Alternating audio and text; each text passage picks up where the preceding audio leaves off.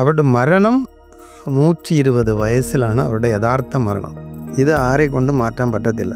പക്ഷേ ഒരു 100 വിധത്തിൽ മരണമുണ്ട് ഒരു എങ്ങനെ മരിക്കണമെന്ന്. ഇപ്പോൾ ഒരു ഇൻസിഡൻ്റ് ആയില്ലേ, ഈ ഇൻസിഡൻ്റ് ആയതിന് അവരുടെ ജാതകത്തിൽ തന്നെ ശനിയും മാന്തിയും അവിടെ ഉണ്ട്. മാന്തി, അപ്പോൾ മാന്തിയാണ് ഇങ്ങനെ ഒത്തിരി പേരെ കൊല്ലുന്നത്. എന്തുകൊണ്ട് ഇങ്ങനെ സംഭവിച്ചു? ഇതിൽ ദൈവത്തിൻ്റെ ഒരു ഇത് എൻ്റെ കൂടെ ചേർക്കും. പുണ്യം എന്ന് പറയുന്നത് ദൈവത്തിൻ്റെയാണ്. പുണ്യം ഇവർക്ക് ഇല്ല. ഇവർക്ക് പുണ്യം ചേർക്കാനാണ് ഈ ജന്മം. പുണ്യം ചേർക്കണമെങ്കിൽ. നമസ്തേ റോബിൻ സാർ. നമസ്തേ. കഴിഞ്ഞ വീഡിയോ നമ്മൾ പറഞ്ഞിരുന്നു വിജയുടെ ഇലക്ഷനും അതിൻ്റെ ഭാവിയെ പറ്റിയൊക്കെ. ആരാധകർ ഒത്തിരി പേര് തന്നെ ഉണ്ട്. അപ്പം ആരാധകരുടെ ഒരു സംഘടനയെ തന്നെയാണ് അദ്ദേഹം പാർട്ടിയായിട്ട് കൺവേർട്ട് ചെയ്തത്. പക്ഷെ അങ്ങനെ പറയുമ്പോൾ അത്രയും ആരാധകരുടെ വോട്ട് കിട്ടിയാൽ ജയിക്കാൻ സാധ്യതയില്ലേ? രാഷ്ട്രീയ രാശി എന്ന് 3 രാശിയുണ്ട്. ഒന്ന് മേടം, ഒന്ന് ചിങ്ങം, ഒന്ന് ധനു. ഈ 3ഉം രാഷ്ട്രീയ രാശിയാണ്. രാഷ്ട്രീയ രാശിയിൽ ഏതെങ്കിലും ഒരു ഗ്രഹം ഉണ്ടായിരിക്കണം. പക്ഷേ വിജയ്ക്ക് അങ്ങനെ ഇല്ല. രണ്ടാമത് അവർക്ക് ഇഷ്ടം പോലെ ആരാധകരുണ്ടാവും. അവരുടെ രാശിയിൽ അങ്ങനെ ഉണ്ട്, ആരാധകരുണ്ടാവും. ഇപ്പോൾ മൂന്നാമത് ഇനിയൊരു കാരണമുണ്ട്. ഇപ്പോൾ അവരുടെ ശുക്രൻ്റെ ദശയാണ്. ശുക്രനാണെങ്കിൽ എന്തുകൊണ്ട് ഇത് പറയുകയാണെന്ന് വെച്ചാൽ, ചിലർ നല്ലതുപോലെ അസ്ട്രോളജി അറിയാവുന്നവർ ഇത് ശ്രദ്ധിച്ച് നോക്കുന്നുണ്ട്. പറയുന്നത് കറക്റ്റാണോ, അല്ലാതെ ഇവർ ഏത് വിധി കൊണ്ടാണ് ഇത് നോക്കുന്നത്. പക്ഷെ ഞാൻ അപ്പോൾ വലിയ ആളല്ലേ, അപ്പോൾ വലിയ ആൾക്കാർക്ക് പറയണമെങ്കിൽ കറക്റ്റായിട്ട് പറയണം. അതുകൊണ്ട് ഒന്ന് പറഞ്ഞു കൊടുക്കുകയാണ്. ഇവർക്ക് ശുക്രൻ കാർത്തിക നക്ഷത്രത്തിലാണ് നിൽക്കുന്നത്. കാർത്തികൻ്റെ അധിപൻ സൂര്യനാണ്. അപ്പോൾ ഇപ്പോൾ ഇവർക്ക് ശുക്രദശയാണ് നടക്കുന്നത്. ശുക്രദശ ഇപ്പോൾ ഉച്ചത്തിലായിരിക്കുന്നത്. ഉച്ചത്തിലിരിക്കുന്നത് 2026 ഒക്ടോബർ വരയ്ക്കും ഉണ്ടാവും. അതുവരയ്ക്കും. അത് കഴിഞ്ഞിട്ട് അത് ഉച്ചത്തിൽ നിന്ന് ഇറങ്ങും. ഇത് ഒരു വിധിയാണ്. അപ്പോൾ ഇറങ്ങുമ്പം അവർക്ക് മുകളിലോട്ട് പോകാൻ പറ്റത്തില്ല. ഇതൊന്ന്, ഇതൊരു വിധി. രണ്ടാമത് ഒരു ചെറിയ ഗ്രഹം, അതായത് ശനിയോ ബുധനോ ഒരു വലിയ ഗ്രഹത്തെ ചെന്ന് തൊടുവാണെങ്കിൽ അപ്പോൾ ഏത് ചെറിയ മനുഷ്യനും ഇത്തിരി പൊക്കത്തിൽ വരും, ഉയരത്തിൽ വരും, നല്ല ഉച്ചത്തിൽ വരും. പക്ഷെ ഇവർക്ക് സൂര്യൻ ശനിയെ ചെന്ന് തൊടുകയാണ്. സൂര്യൻ ശനിയെ ചെന്ന് തൊടുകയാണെങ്കിൽ ഈ ശുക്രൻ 2026 കഴിഞ്ഞിട്ട് അത് ഇറങ്ങുക. ഇറങ്ങുമ്പം ഇത് കഴിഞ്ഞിട്ട് സൂര്യൻ അടുത്ത് വരുന്നത് 2033 ശേഷം സൂര്യനാണ് വരുന്നത്. അപ്പോൾ ഇതൊക്കെ ഇറങ്ങുന്നത് പടിയായി ഇറങ്ങും. എന്നിട്ട് സൂര്യൻ വരുമ്പം ടോട്ടലായിട്ട് ഇറങ്ങും. ഇപ്പോൾ പക്ഷേ ഇവർ ഉച്ചത്തിൽ ശുക്രൻ പോകുന്ന സമയത്ത് ഇഷ്ടം പോലെ ആരാധകരുണ്ടാവും, നല്ല നിലയിൽ സിനിമയൊക്കെ ഉണ്ടാകും. അത് കഴിഞ്ഞിട്ട് സൂര്യൻ വരുമ്പം അത് ശനിയാണ് തൊടാൻ പോകുന്നത്. ശനിയെ തൊടാൻ പോവുകയാണെങ്കിൽ ഇവർ ഡിഗ്രീസ് ആകുകയാണ്. ഇവർ മുകളിലോട്ട് പോകത്തില്ല. ആ ശനി ബുധനെ തൊടുകയാണ്. ബുധൻ അതിനേക്കാളും ചെറിയവനാണ്. ഇങ്ങനെ വരുമ്പോൾ അവർക്ക് പിടിച്ചു നിൽക്കാൻ പറ്റത്തില്ല. അപ്പോൾ ഇപ്പോൾ ഒരു ഇൻസിഡൻ്റ് ആയില്ലേ, ഈ ഇൻസിഡൻ്റ് ആയതിന് അവരുടെ ജാതകത്തിൽ തന്നെ ശനിയും മാന്തിയും അവിടെ ഉണ്ട്. മാന്തി, അപ്പോൾ മാന്തിയാണ് ഇങ്ങനെ ഒത്തിരി പേരെ കൊല്ലുന്നത്, കൂട്ടമായിട്ട് കൊല്ലുന്നത് ഇങ്ങനെയാണ്. പക്ഷേ ഒരു 100 വിധത്തിൽ മരണമുണ്ട് ഒരു എങ്ങനെ മരിക്കണമെന്ന്. പക്ഷെ അവരുടെ മരണം 120 വയസ്സിലാണ് അവരുടെ യഥാർത്ഥ മരണം. ഇത് ആരെ കൊണ്ടും മാറ്റാൻ പറ്റത്തില്ല.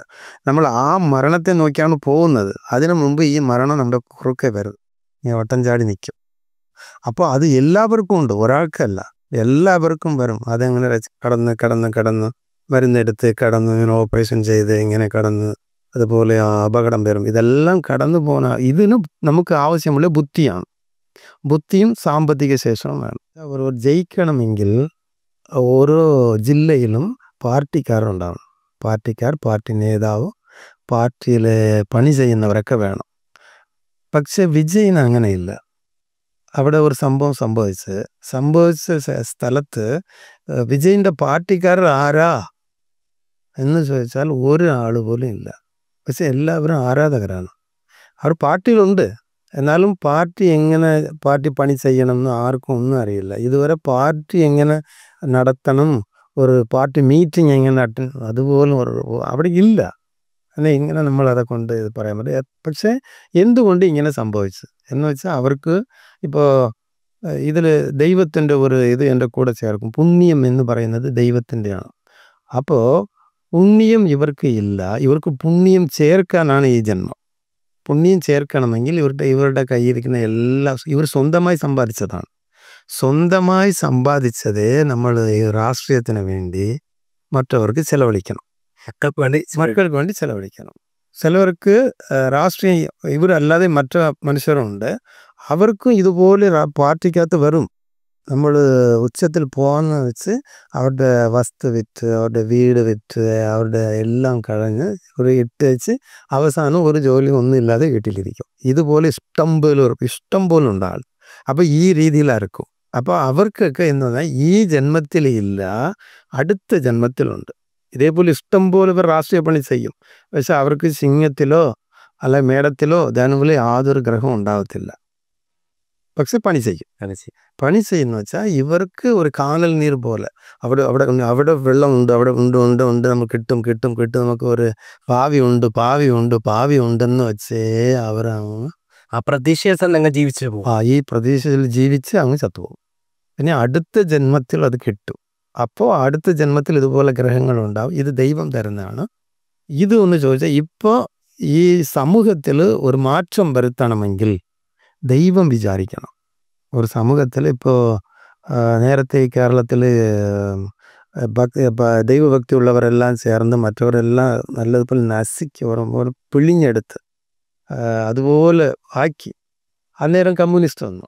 അപ്പോൾ ഒരു സമൂഹത്തിൽ ഒരു ചേഞ്ച് വരുത്തണം. ഇത് ദൈവം അനുവാദം കൊടുക്കാതെ സമൂഹത്തിൽ ഒരു ചേഞ്ച് ആരും കൊണ്ട് വരുത്താൻ പറ്റത്തില്ല. അപ്പോൾ ഇപ്പോൾ തമിഴ്നാട്ടിൽ അങ്ങനെ ചേഞ്ചിൻ്റെ ആവശ്യം ഇല്ല. അപ്പോൾ ചേഞ്ചിൻ്റെ ആവശ്യമില്ലെങ്കിൽ ഇവർക്ക് പ്രത്യേകിച്ച് ഞാൻ ഇത് ചെയ്യാൻ പോകുന്നു അല്ലെങ്കിൽ അത് ചെയ്യാൻ പോകുന്നു എന്ന് പറയാൻ ഒന്നുമില്ല. അപ്പോൾ അവർ പറഞ്ഞ് ഞാൻ ശുഭഗ്രഹത്തിൽ IT കമ്പനി വയ്ക്കുമോ, ഇങ്ങനെ ഞാൻ വാക്ക് കൊടുക്കുമോ? അവർ പറയാം ഇങ്ങനെ. ഇല്ല, ഞാൻ അമേരിക്കയ്ക്ക് ഒറ്റ വഴിക്ക് പോകാൻ ഒരു വഴി ഇടുവോ? ഇല്ല. അപ്പോൾ ഞാൻ വീട്ടുകാലത്ത് എയറോപ്ലെയിൻ ഓടിക്കുമോ? അവർ പറയുക. അപ്പോൾ അതുകൊണ്ട് നമ്മൾ മനസ്സിലാക്കണം, ഇപ്പം സമൂഹത്തിൽ യാതൊരു മാറ്റം വരുത്താൻ ദൈവം അനുവദിച്ചിട്ടില്ല. എന്തെങ്കിലും ഉണ്ടെങ്കിൽ അനുവദിക്കണം. അടുത്തതെന്ന് വെച്ചാൽ ഈ രാഷ്ട്രീയം അവർക്ക് അറിയില്ലെന്ന് പറഞ്ഞത് കൊണ്ടാണ്. രാഷ്ട്രീയം ഒരു ഗവൺമെൻറ് വിചാരിച്ചാൽ അമേരിക്കയ്ക്ക് ഒറ്റ വഴി ഇടാം. നമുക്ക് ചെവ്വായിലും IT വെക്കാം. ഗവൺമെൻറ് വിചാരിച്ചാൽ വെക്കും. അപ്പോൾ അത് സാധ്യം ഇല്ലെന്ന് ഇവർ പറഞ്ഞു. അപ്പോൾ ഗവൺമെൻറ്റിൻ്റെ യഥാർത്ഥ അവസ്ഥ അവർ അറിഞ്ഞില്ല. ഇതെല്ലാം ചെയ്യാം. ഇതുപോലെ ഒത്തിരി ഇതിനകത്തുണ്ട് പറയാൻ. പക്ഷെ ഇപ്പം അങ്ങനെ നോക്കുകയാണെങ്കിൽ ഈ പുണ്യമുള്ള അത് 2026 ഇലക്ഷന് ജയിക്കാൻ സാധ്യതയുള്ളത് ആരായിരിക്കും? ഇപ്പോൾ 2026 തമിഴ്നാട്ടെ സംബന്ധിച്ചോളം DMK ജയിച്ചാലും പക്ഷെ ഭരണത്തിൽ വരുന്നത് വെച്ച് ഇച്ചിരി പാടാണ്. എന്തായാലും അവർ ജയിക്കുന്ന മെജോറിറ്റി ഉണ്ട്. കാരണം എന്താണെന്ന് വെച്ചാൽ ഇപ്പം ഈ രാശിയല്ലേ ചിങ്ങമാണ് ഭരണത്തിൻ്റെ രാശി. അപ്പം ചിങ്ങത്തിൽ ഇപ്പം കേതുണ്ട്. കേത് അവിടെ ഉണ്ടായാൽ അവിടെ ഇരിക്കുന്നവർ അത് പൊട്ടിത്തെറിക്കുന്ന നക്ഷത്രമാണ്. അപ്പോൾ അവിടെ ഇരിക്കുന്ന ഇപ്പോൾ പാർട്ടിക്കാരെല്ലാം പൊട്ടിത്തെറിക്കും. രണ്ടാമത് ജയിക്കും. DMK ജയിച്ചാലും MLA-മാരെല്ലാവരും പൊട്ടിത്തെറിക്കും, പിടിച്ച് നിൽക്കത്തില്ല. അപ്പം അത് ആര് പിടിച്ച് അത് എടുക്കുന്നുണ്ടോ അവർ ജയിക്കും. അപ്പോൾ അവരുടെ കയ്യിൽ ഇപ്പം എന്ത് ശ്രമിച്ചാലും അടുത്ത ഭരണം കാശിൻ്റെ കയ്യിലാണ്. ഒരിക്കലും അങ്ങനെ ആർക്കും വരാൻ പറ്റില്ല എന്ന് അങ്ങനത്തെ ഒരു സാഹചര്യം ആയിരിക്കും. അതായത് ഞാൻ ഇപ്പോൾ ഒരാൾ മത്സരിക്കുകയാണ്, വിജയമായിക്കോട്ടെ, മത്സരിക്കുകയാണ്, ഇത്രയും പൈസ ഒരുപാട് കാര്യങ്ങൾക്ക് മുടക്കുന്നുണ്ട്. അപ്പോൾ ഇങ്ങനെ എന്തെങ്കിലും ഒരു കാര്യത്തിലൂടെ, അതായത് എന്തെങ്കിലും ഒരു പ്രതിവിധിക്കൂടെ മുടക്കിയാൽ അല്ലെങ്കിൽ അങ്ങനെ എന്തെങ്കിലും ചെയ്യാൻ തയ്യാറായാൽ ഈ തീരുമാനങ്ങളൊക്കെ മാറുമോ? ഇപ്പം ദൈവത്തിൻ്റെ കയ്യിൽ ഇപ്പോൾ അതിന് ഒരു മാറ്റം വരുത്തണമെന്ന് ദൈവം വിചാരിച്ച കാലം ഇതില്ല. ഇതിൻ്റെ കൂടെ ഒന്ന് ദൈവത്തിൻ്റെ കാരണം എന്താ വെച്ചാൽ എല്ലാ മനുഷ്യരും അവരുടെ കയ്യിൽ പിടിച്ച് കൊടുക്കുകയാണ്. മനുഷ്യർക്ക് നല്ലത് ചെയ്യാനിരിക്കുന്നത് ഇവരാണ്. ഇവർ ആരുടെ രൂപത്തിലാണ്? ദൈവത്തിൻ്റെ രൂപത്തിലായിരിക്കുന്നത്. അപ്പം ദൈവം ഇവർ എന്ത് ചെയ്യണമെന്ന് ദൈവം വിചാരിച്ചാലേ നടക്കും. അങ്ങനെ വിചാരിക്കണമെങ്കിൽ പൂർവ്വപുണ്യം എന്നൊന്ന് വേണം. പൂർവ്വപുണ്യം, ഇതിനു മുമ്പിലുള്ള ജന്മത്തിൽ ഇവർ ചെയ്ത എന്ത് പുണ്യം ചെയ്ത് ജനങ്ങൾക്ക് വേണ്ടി എന്ത് പുണ്യം ചെയ്തു? അപ്പോൾ ഒരു പുണ്യം ചെയ്തില്ല. അപ്പോൾ പുണ്യം ചെയ്തെങ്കിൽ ഇതിനകത്ത് ഒരു ഗ്രഹം ഉണ്ടായേനെ, ഒന്നുമില്ല. അപ്പോൾ ഈ ജന്മത്തിൽ ചെയ്യും. ഈ ജന്മത്തിൽ ചെയ്താൽ അടുത്ത ജന്മത്തിൽ കിട്ടും. അപ്പോൾ പുണ്യം ഇവിടെ ചെയ്താൽ ഇവിടെ കിട്ടുമോ എന്നൊരു ചോദ്യമുണ്ട്. ഇവിടെ ചെയ്താൽ ഇവിടെ കിട്ടണമെന്നില്ല. അത് ദൈവത്തിൻ്റെ കയ്യിലാണ്. ഏത് രാജ്യത്തിൽ എവിടെ കിട്ടണമെന്നിരിക്കും. അത് എങ്ങനെ അറിയണമെന്ന് വെച്ചാൽ രാഷ്ട്രീയ ഗ്രഹം എന്ന് പറയുന്നത് സൂര്യനാണ്.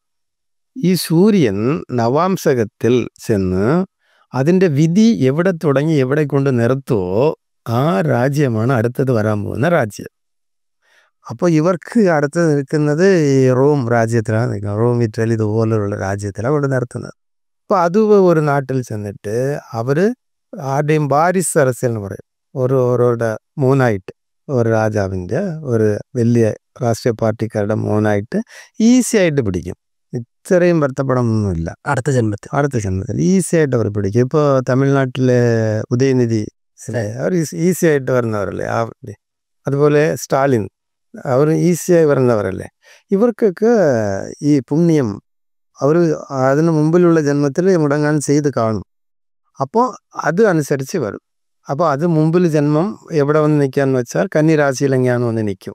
അപ്പോൾ കന്നിരാശിയിൽ വരുവാണെങ്കിൽ മിക്കവാറും ഇതുപോലെ ദൈവമില്ല ഇങ്ങനെ പറയുന്ന ഒരു ഇതിൽ വന്ന് നിൽക്കും. അതുപോലെയുള്ള രാജ്യത്തിൽ ഒരു രാജാവാകും. ഓരോരുത്തരും ഒരു രാജാവായിട്ട് നമ്മുടെ ഈ രാശിയിലുണ്ട്. ഈ രാശി 12 രാശിയും 12 രാജ്യം.